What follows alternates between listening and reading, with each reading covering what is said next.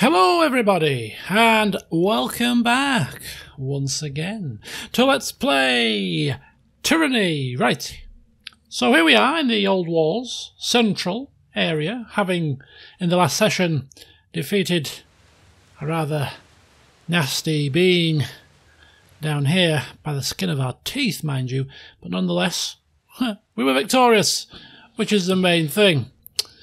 So all that is left for us to do, apart from, well, I've transitioned now, but on the central plinth, back in the central area, there's a malice, and there's some kind of a chest, and we don't know how to access that. But anyway, it may become apparent in due course. But for the time being, we have business to attend to.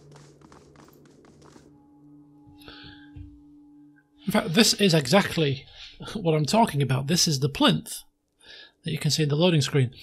The business that we have to attend to, of course, is we are going to try to activate the spire, the ocean spire.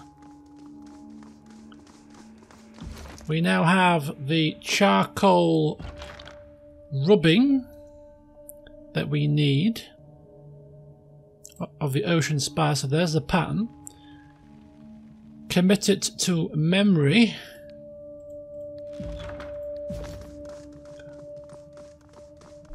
Because that's the pattern that we'll need to activate. So here it is. Right, so okay, any bets on which sigil unleashes more scourges? Right, don't worry, don't worry. Calvina has this completely and utterly under control.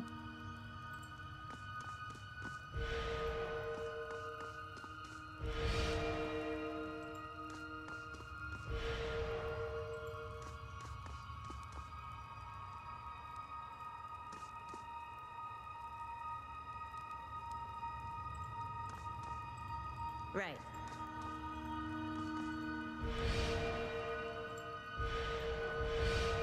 Okay, that looks kind of right to me.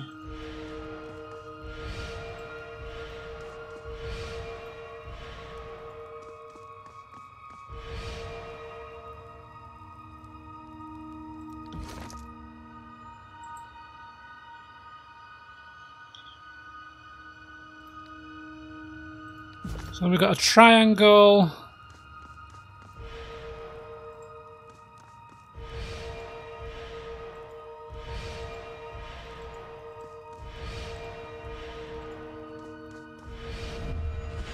Aha! Perfect.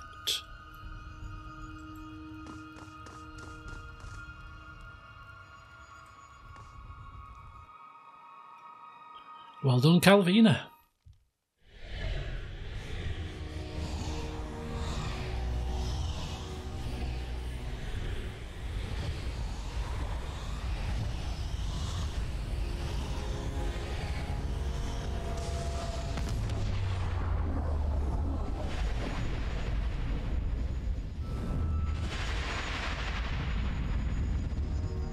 The now familiar light of the spire courses skyward, trailing off toward the horizon in the direction of Vendrian's Well.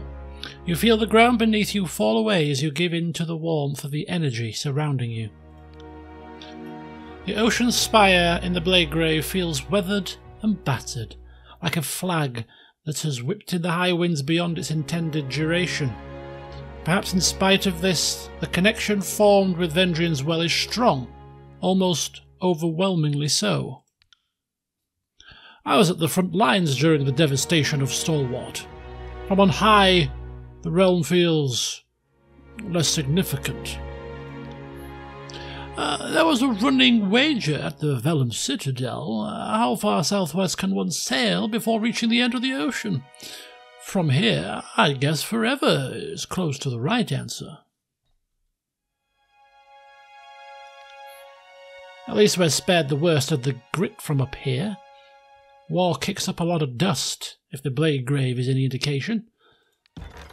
And so we have the opportunity to pick what we want to have here at the Ocean Spire, and I think that we will have the forge. We've picked up a lot of forge recipes, and I'm led to believe that if we get the forge we can actually upgrade Barrick's armour, which is something I questioned in the last session. So for 10 rings, the forge will be our next spire.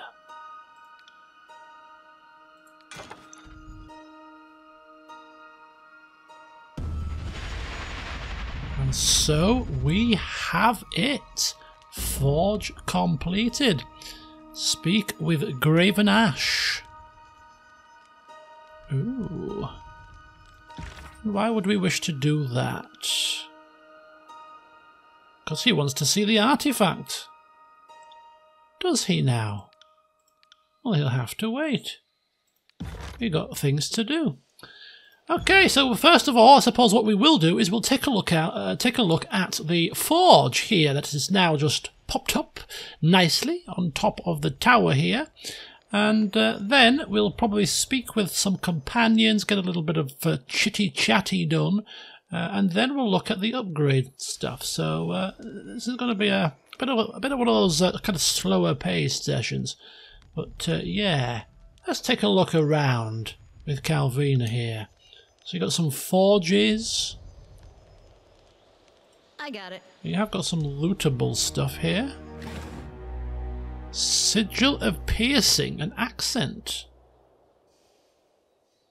Oh, that's new, I believe.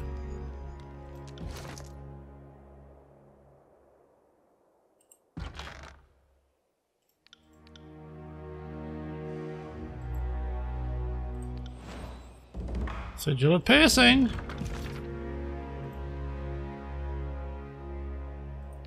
Okay, excellent. Nice little unexpected bonus there.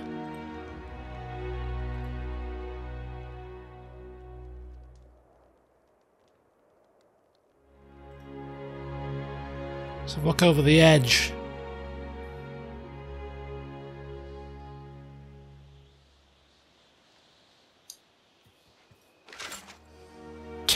Bronze ingots. Very nice.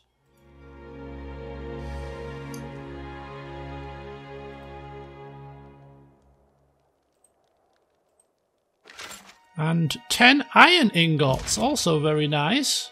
Some spire workers here.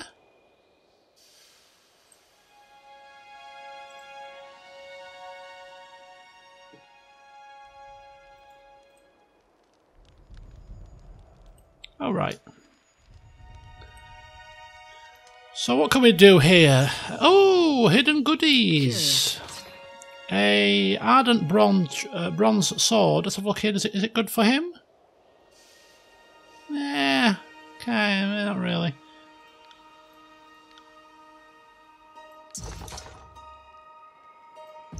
So, forge. Select a weapon or armor from your inventory to upgrade. So what if we want to upgrade his stuff? Fused iron helmet. Yeah, look at that. We can upgrade it. Would cost 5 rings and 1 iron ingot. It would upgrade it to fine quality, increase the armor a little bit, increase the pierce and frost resist a little bit. That would upgrade his helmet. Okay. Same with the gloves as well. Can upgrade those again. 1 ingot, 5 rings. Increase it to fine quality. Okay. And the armor itself. And the boots. I mean, to be quite honest with you, it goes without saying that this has to happen. He's our tank. He's been going down a lot recently. Seems to me that he does need this upgrade to make him a bit more hardy. It's going to cost us, what's that, 20 gold rings, or bronze rings rather, and 4 iron ingots. I think that's pretty much a no-brainer, to be honest with you. So this is the upgrading portion. What does this do? Do they all upgrade? Yeah. Select a weapon or armor from your inventory to upgrade. So if you select, for instance, this bronze tabar axe, you can actually upgrade this to exquisite as well. Certain things need certain things. So forge recruits needed 3. So you can upgrade pretty much anything here. What about that? Can we upgrade that? Yeah, look at that. Could make it into a masterwork shield. Holy cow, so literally pretty much anything that's in our possession, we can just upgrade it at will. Holy cow, that's quite something, isn't it? That is quite something. You can just upgrade stuff. Pretty much willy-nilly. So they all do the same. Okay, so I think we're going to invest. It's going to take some time, but we are going to invest in Barrick by upgrading all of his equipment to be fine quality. So hopefully we can do that without too much issue. But before we do that, we're just going to have a chat with Volus, who is Master of the Smiths. Let's have a look here. So we can ask him to forge something for us. So this is the recipes that we have. Some of these maybe we found on our travels. So artifact, alchemist's gloves, not enough money, orb of life, 2,150 rings.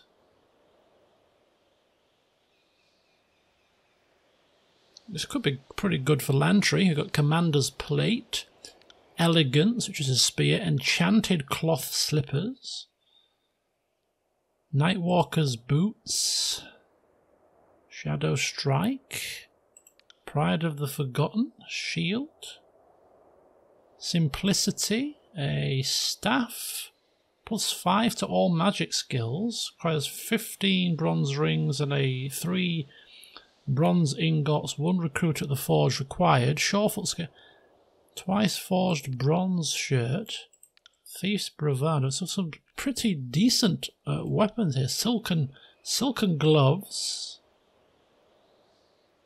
exquisite gloves. So this is the stuff that we have to craft. Okay, so yeah, so we found reference to a dagger called Heart's Blood, asking him to tell us about it. Heart's Blood? Really? Let me see that book. This is incredible. Unfortunately, the information in the book isn't sufficient for me to recreate it. If you were able to give me more information on it, I could probably make it for you. Okay, and what about this hilt that we found in the old walls? Looks like the hilt of Sentinel, one of the finest swords of Forgebound ever made. With this, I could recreate it if you want.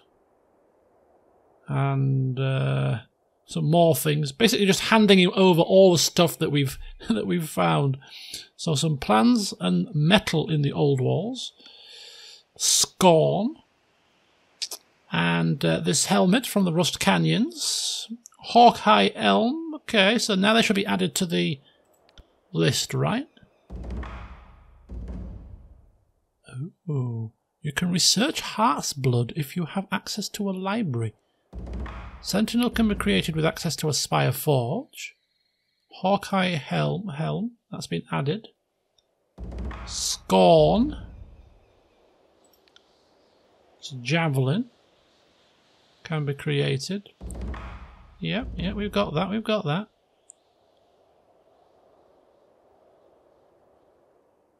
Okay, so we've added some extra recipes here, and we've also got some research to do at the library. So, okay, so asking him about the forge then. If you want to upgrade your weapons and armour, you can use any of the anvils. It should be simple enough if you've got the materials. If you need something that requires a master smith, like forging a one-off kind item, come talk to me and I'll see what I can do. Okay, so it's pretty straightforward then. So basically, we need recruits to craft some of the higher level stuff. So let's have a look at the recruits for the this particular spire. So this is the forge. These are the recruits. They're not cheap, so we're not going to get any right now, but any that spring out to us.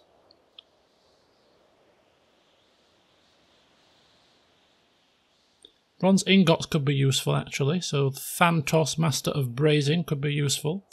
Iron ingots also useful. Unique weapons could be useful. Light and yeah, okay. There's a couple there that could be useful, but we're going to hang off, hang off for a second.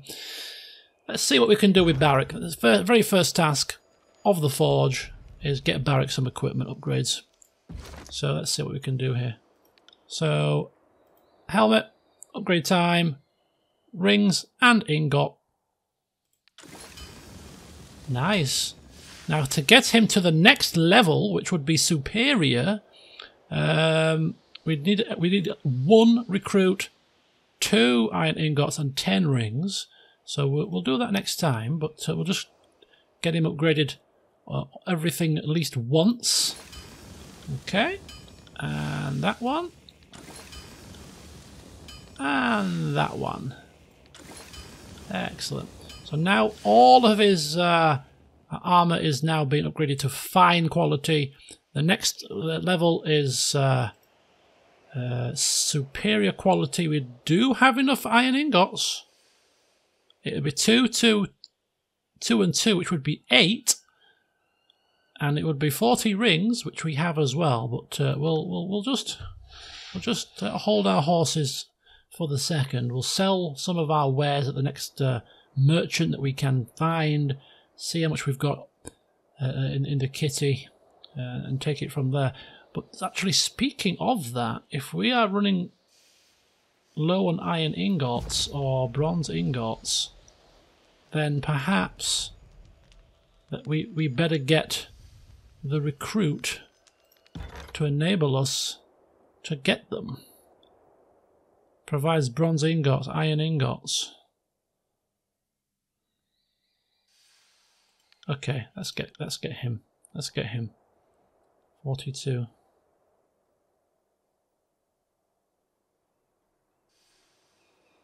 You know what? I'm thinking about getting the bronze guy as well, because they're gonna he's gonna come in handy, isn't he? So you got the iron ingot guy, the bronze ingot guy. They're gonna come in handy because we're gonna need those to craft stuff, aren't we? So let's get those in as the 2 that make the most sense right now.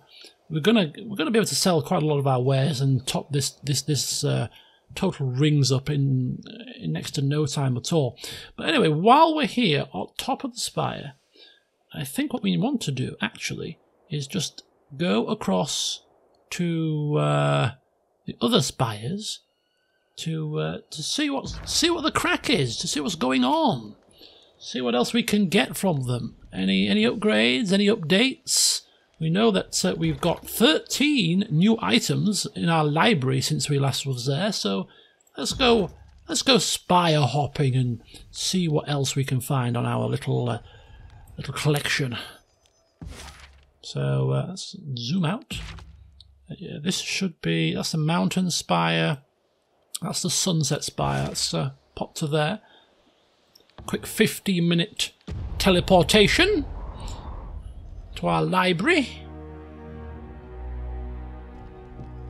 Ah, excellent, excellent, excellent. Here we are at the old library.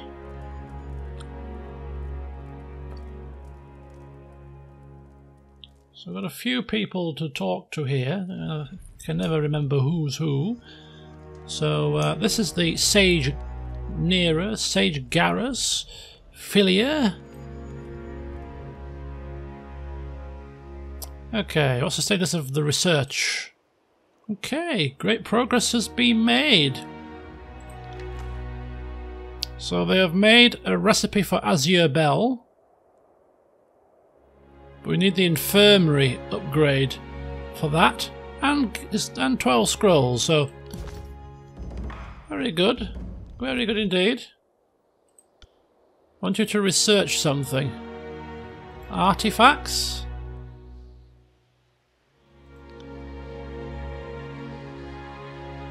Dagger plans? Items? 5 recruits to research these dagger plans. New artifacts? Yeah, new artifacts could be good. Crack on, yeah, crack on with that, Sage Garrus. Will do. Thank you. Right, Sage Nera.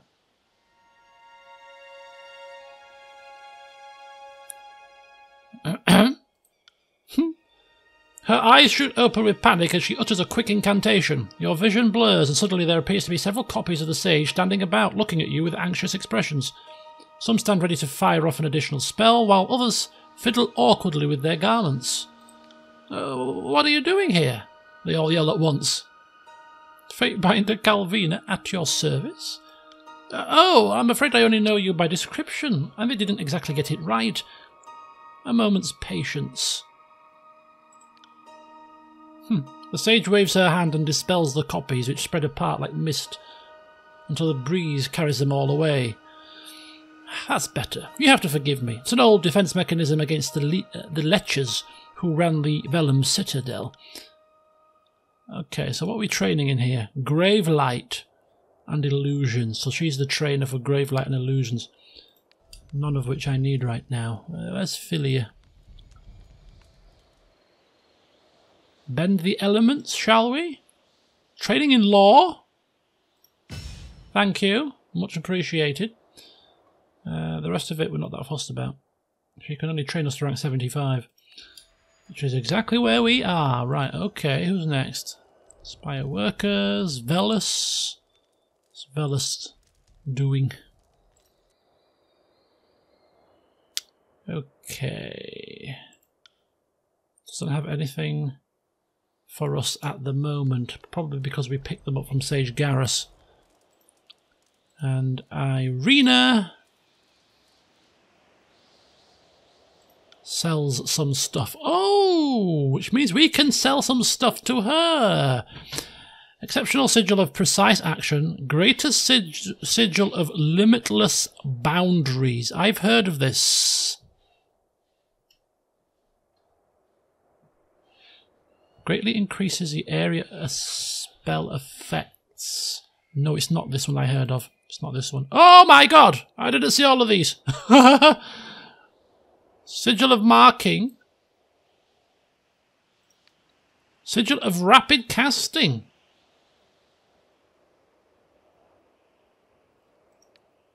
Focused Rain. Sigil of Strength. Staggering Force. Oh my god. All of these. How do we tell if we already know it? Anyway, all I need to say is that these are pretty good and these are going to be purchased. Nice staff as well. Look at that, elegant staff. Anywho, let's get into our stash and do some selling, shall we? None of these. Where do we start? High to low. Sell the trash first. It's probably easiest.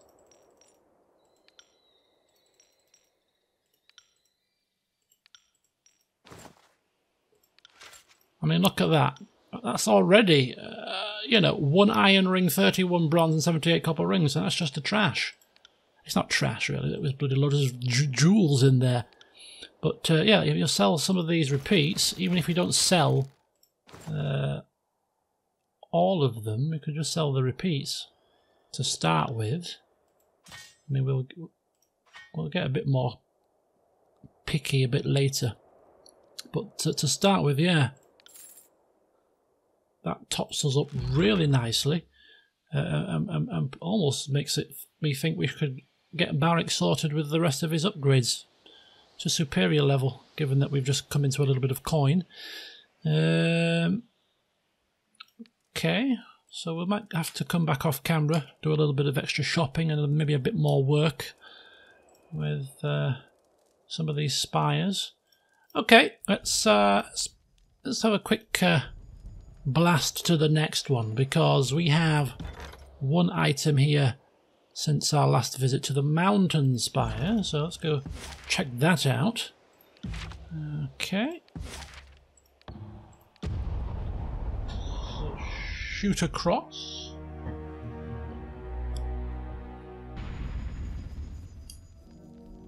Corpse Eye. Kenrick.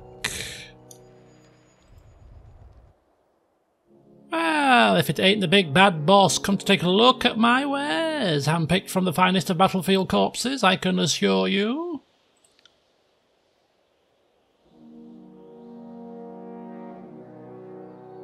Okay, so he just sells stuff. Interesting. Nothing jumping out at me at the moment. After a very quick gaze.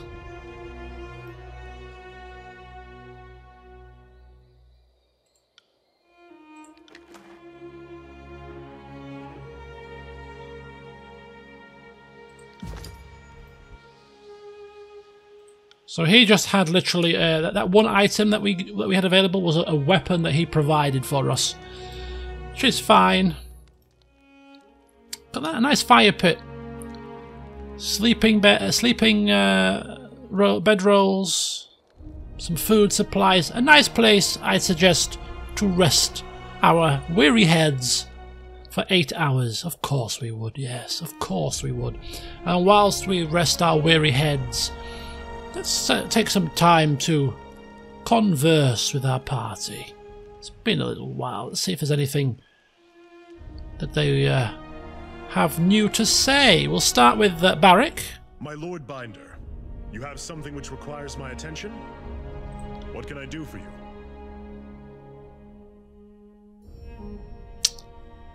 Right. Okay, we'll ask him a little bit about the disfavored. We are gathering evidence after all. Fair, ironclads. I don't recall asking you anything. Come, tell Beast Woman all about lumbering prey that bleeds rivers but still defies death twice and 3 times from Beast Woman's killing claws. We are the Iron Legion, the warrior elite of Kairos' fighting force. I could easily lose count of the hours extolling our glories. What is it you'd like to know? Exactly, what would we like to know? Yes, well, first of all, we'll ask him about Graven Ash. Who on earth is speaking to her? Is oldest of ironclads, is fat alpha with grey fur, yep. Lays paid away to protect Pack. Barrick glares at her, as does Calvina. Graven Ash is the general of the disfavoured, veteran of centuries of battle and an Archon without peer. I would follow him to the void and back without question. Yeah, we know, we've heard it from the horse's mouth, haven't we, really? So we're not going to regurgitate or ask him to regurgitate that. But asking how he feels about him, although he's already given us his thoughts. How do I feel about him? Archon Ash is the bravest, warmest, most compassionate general who ever lived. He's a living icon of leadership and courage. Ash is a soldier, but he doesn't kill for sport. A leader, but he doesn't issue commands to hear himself talk. He demands discipline and sober conduct of his troops, and I applaud such standards. Very good. Very good. Right. Yes, anything you can tell us about the other disfavoured lieutenants? They are Graven Ash's most trusted officers and warriors from the Iron Guard. Between Ash's arcane powers of command and his cadre of gifted leaders, there is little confusion or chaos in the ranks. Okay, we'll start with the Iron Marshal, Erenyos, wasn't it? She takes it upon herself to train and harden our greener recruits. Not only that, she has a keen eye for talent and how to foster it for leadership. She is the youngest member of the Iron Guard, Her family line served the disfavoured back before Ash bowed to Kairos. Say what you will of how many seasons she's weathered, her lineage is impressive beyond measure. Yes, and what of this Radix? We've also heard about him. An Earthshaker who swore service to Cairn a few years before the conquest. Since Cairn is gone, the cult now follows Radix. Unlike his Archon, at least he knows how to follow orders. Ebb piping up here. I heard that Cairn was unpredictable, even by Archon standards. He would wander the lands in isolation, and many of the Earthshakers have patterned their studies off his example. Guess you've got to be careful who you pick as your guiding standard. To his credit, Radix seems to appreciate the honour of fighting alongside the disfavoured. Cairn was always peeved to be invited in the glory. The mages see but a necessary complication. They are insubordinate and can't lug their own supplies, but I would not want to go to war without their spells of tremor and leaping stones. Okay, we've not heard of these two, so we'll maybe we'll come across them a bit later, so we'll hang fire for now on those two. Asking him about anything else he can tell us about the Legion. The disfavoured accept only the finest warriors. We are all volunteers and soldiers by trade, not farmers and fishmongers pressed into service. There is a century of tradition, honour, and tactical mastery in our ranks. We don't just let anyone into the Legion. Only Northmen of character and prowess are welcome. And what if a capable Tearsman wished to join? We would not recruit even a champion of the Tearsman. Each soldier in the Legion is tied by blood and fealty to those that stood with Graven Ash during the coming of Kairos. That is part of who we are, and that will never change. Okay. So, asking him a little bit about his time in the Legion. I joined the Legion 3 years before the conquest of the Tears began. Though handy with a few weapons, my size made me the perfect addition to a phalanx. I've served with the stone shields ever since. Proud to say I've stood front row, right corner, in over a dozen battles. That has been my place ever since the Iron Marshal gave me the assignment. The Bastard City, the Gates of Judgment, Vendrian Pass, Ocon's Ring, a quick tour in Barris in chains, and then Stalwart. I spent a long time in Stalwart. Lost a lot of friends there. Okay, and asking some of these battles, let's hear of them. I served in Stalwart for the better part of a year, faced the enemy everywhere from Coral Run to Sentinel Stand. I lost count of the battles, seems like we fought every other day. Some of our best victories took place there, fighting an enemy worthy of our iron, but we were not successful enough to please the Overlord, and the final intervention was harsh on us all. I had an unusual view of the Edict of Storms.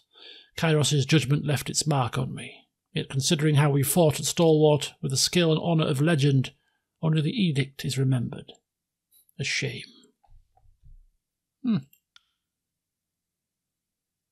Well, that's a little bit further information about old Barrick. Let's see what Lantry has to say. One moment, my friend. Just let me finish this thought.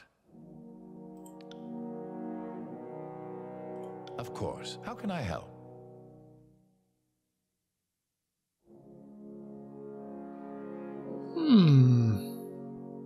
You know what? We're going to press him for his opinion on our travelling associates. He's a sage, a scholar. He makes a lot of notes. See what his thoughts are. Are you asking for an objective assessment? Or is this your way of saying you want to gossip? Maybe a bit of both. We'll start with Barrick. He is a proper Northman, with duty in his blood, which makes me suspect his loyalty to Ash is stronger than his loyalty to you. As long as your interests remain aligned to Graven Ash, this shouldn't be an issue. I must admit, I am completely fascinated by his predicament. Ever tried diagramming the articulations of his armor? Don't. It'll only lead to madness and ruination. Okay, and verse? I know little of swordplay, and couldn't work a curve and arrow to save my life. I can't really comment on the lady. Lady? You're just afraid to talk in front of me, clear as day. Your sweat is easier to read than your ink scribbles. No, not at all. I just don't know how to comment on a warrior's worth, that's all. Spare me your blather. Huh. Think that, do you? Didn't know you had such swollen hope for me. Yes, Lantry, no secrets amongst friends now. Speak up. A most fascinating specimen. I think she has great potential. A dangerous amount of potential, to be blunt.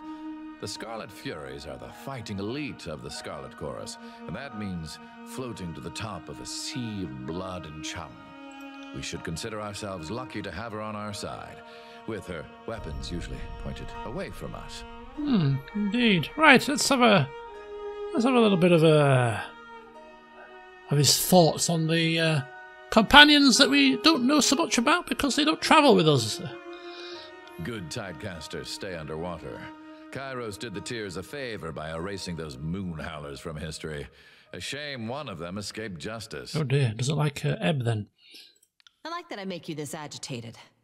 Considering all the things that don't seem to bother you in the slightest. I'm not gonna lie. I'm kind of getting off on how much power you're giving me here.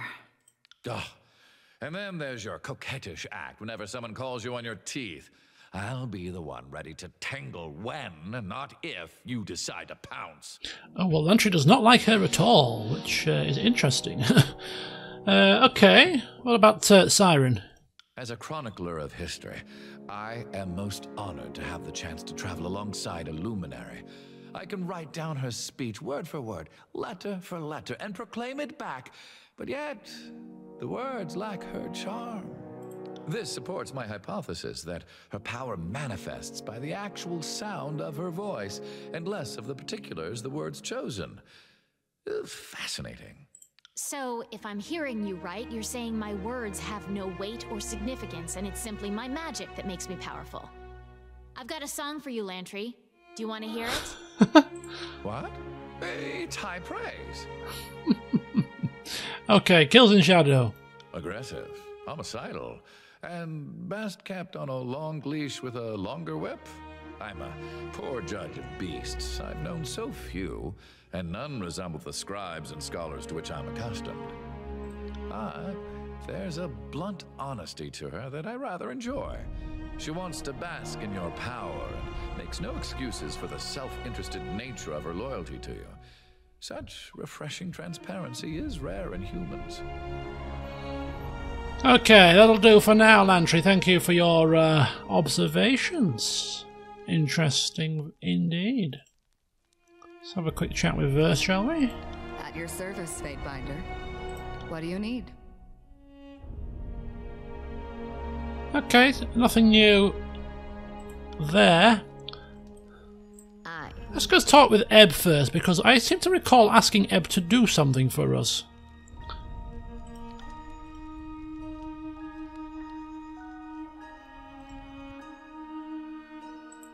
What is it you need? Ask away.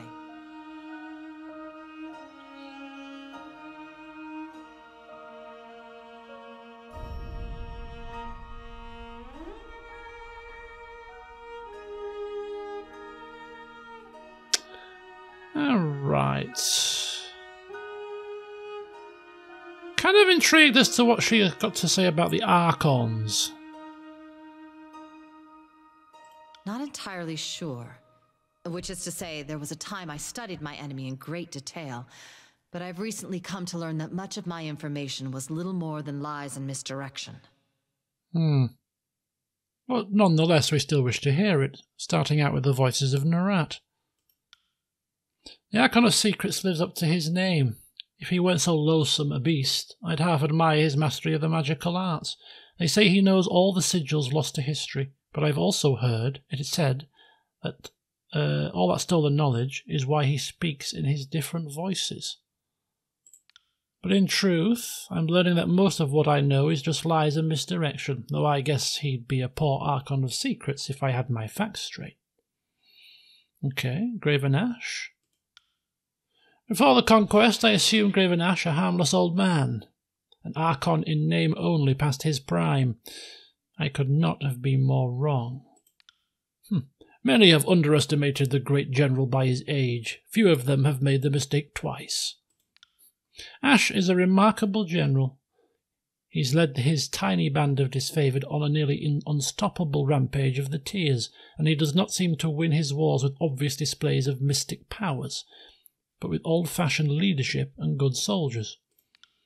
A year or so back, under a blue flag talk with the commander, I was told that the Archon knows the name of every soldier under his command, living and dead. The way the disfavoured speak of Ash, you'd think he raised each of them from the cradle. Okay, Cairn. Enough. Excuse me? Why so hostile? The Archon of Stone destroyed much that I hold dear. I'm glad he's dead. What more do I need to say? Okay, and Siren? I'm sure there may be younger Archons in the historical records, but Siren is certainly an unusually powerful child. It said half of the Scarlet Chorus was recruited by Siren's persuasive song, and I'd not doubt it. I also know the voices of Narat put a shackle on her power, probably feared she'd become the favourite of the rabble. Ask away. Okay, so nothing that we didn't already know, to be quite honest, but hey, it's good to get as much information as possible from different sources.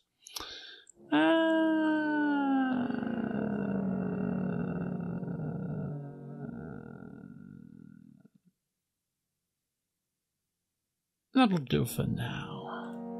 What is it you need? Now we're working with the disfavored. You want my advice? My advice would be to get close to Graven Ash and plunge a poisoned shiv in his ear. Kill her silently. Ah, right. I'm speaking out of line. But I don't really know what to say here. I hate the disfavored, but I'm sworn to your cause, so my honest opinion won't do anyone any good. Indeed it was. So we shall end the conversation there, my dear. Right. Will do.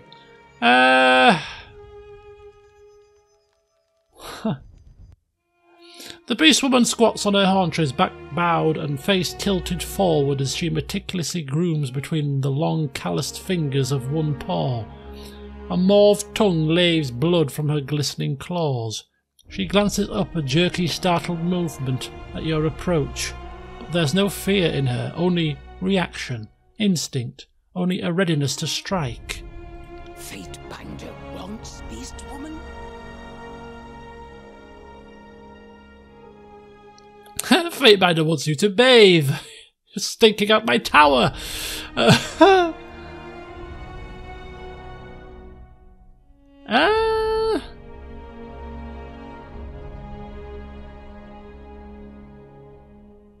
We could ask for a little bit more about her, to be quite honest with you. Out of all the questions we've got, this seems to be the only one that interests us.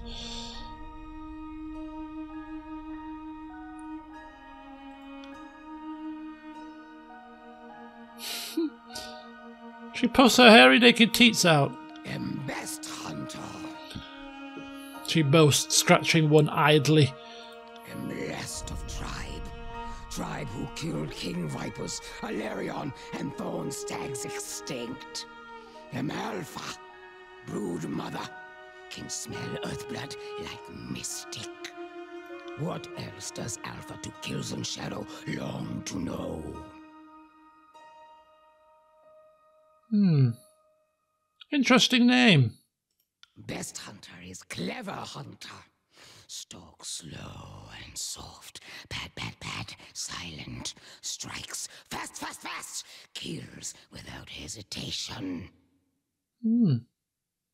Okay, that'll do. Lead conversation. Beast Woman will follow. I think we're done conversing, Beast Woman thing. Let's see what Siren's got to say for herself. Good day, Fatebinder. What do you need?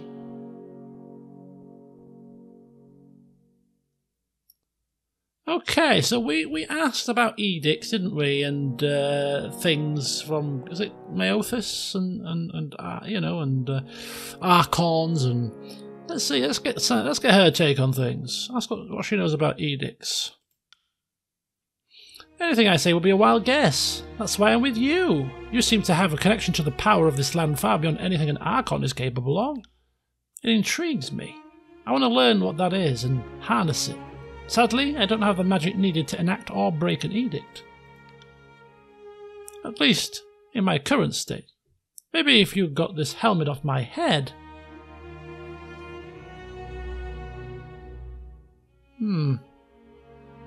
Yes, but as an Archon, surely you must know something. You'd think that, wouldn't you? With all my training and education. Kairos left a very big void in it all, almost like it was intentional. What do you need? Interesting. Okay, so we've conversed as much as we're going to converse right now. To finish off the session then, I just want to...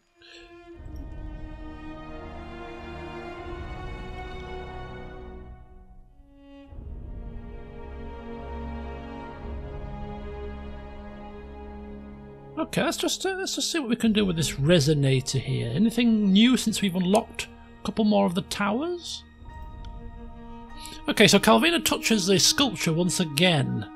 And once more, her mind is flooded with sensation. This time, her senses leave the body, float up, higher even than the mountain spire, until all of Tyranny is beneath her feet. Okay, so from high above you see the mystic currents moving about Tyranny, billowing clouds of every colour that churn about the realms. Even from this faraway vantage point, the cyclones and currents of magic fill you with dread and foreboding. Okay, send your thoughts downwards, initially. As you imagine the sense of heaviness, your perceptions drift toward the ground, hurtling through the soil until your vision resumes in the dark, foreboding halls of the old walls. Though you can make out almost nothing in the cramped darkness of the old walls, you can feel the old walls running through the soil of Tyranny, linking many of the spires with these mystical arteries. Okay, and sending her senses toward the mystic currents. As you near the mystic currents, you hear inchoate voices, commands, proclamations, the stuff of edicts. All across Tyranny, the edicts of Kairos, some centuries old, still live on. Their arcane signatures bright as the midday sun, seemingly stronger than the day they were proclaimed. As your senses float away from the arcane turbulence, you are struck by the fact that land untouched by edict appears to be in the minority. Even lands long ago conquered by Kairos are still haunted by edicts, whether because they still linger from the olden days of conquest, or if they were cast more recently to suppress rebellion. Your senses cannot glean. Ooh. Right, what we're going to do to finish the session off, I want to finish the session. There's actually the infested old walls that we haven't actually explored yet. So there's a legendary sword in there of the Unbroken, which we may visit. But before we do, I'm just going to go back to the old walls breach initially. We're going to hand in the elucidation stones, and then we're going to just pop back inside and just double check that nothing's changed now that we have got access to the tower.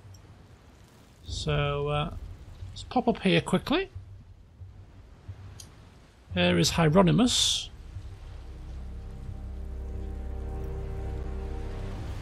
You've returned! I mean, I obviously knew you'd return. Just pleased to see you is all.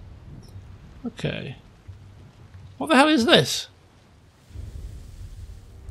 Like some kind of script. What is that? Anyway, we found the Stones of Elucidation. Fascinating. I'd expected to see a few duplicates with existing specimens. Thank you, my friend. This will prove vital to our understanding of the glyphs used by the builders of the old walls. Ooh. Gain favour with the Sages Guild. Yeah, asking what the stones have taught him. Nothing yet. In theory, each one can be used to help decipher some encrypted text, but there's no telling which stone can complement which text. It's all very dry and boring, I'm sure. Rest assured, they're very important. I'm not a young man, and if I keep getting sent on missions like these, any research I carry will be lost. Take a copy with you. I hope you find it useful. Oh, Arcane Understanding. Plus 10 defense against all spells. Nice. In good favour with the old Sages Guild. That's nice. Right, let's get inside here for a second. I want to just see if anything's changed.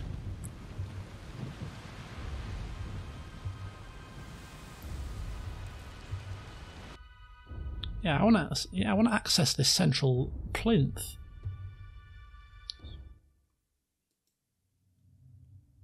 So this is us accessing, yeah, like these here. So we can't get to this. To get to this, I think we're going to have to activate these here. There's another one here, isn't there?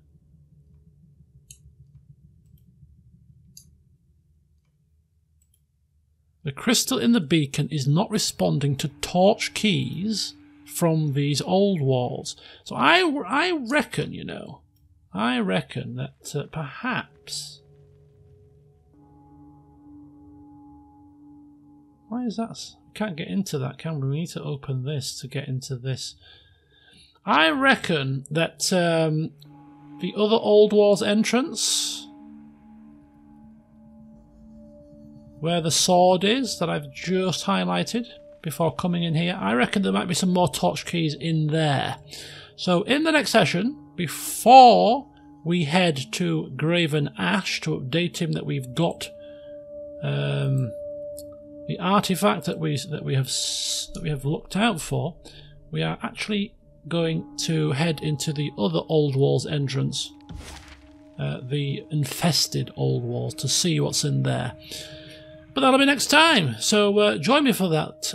Until then, see you soon.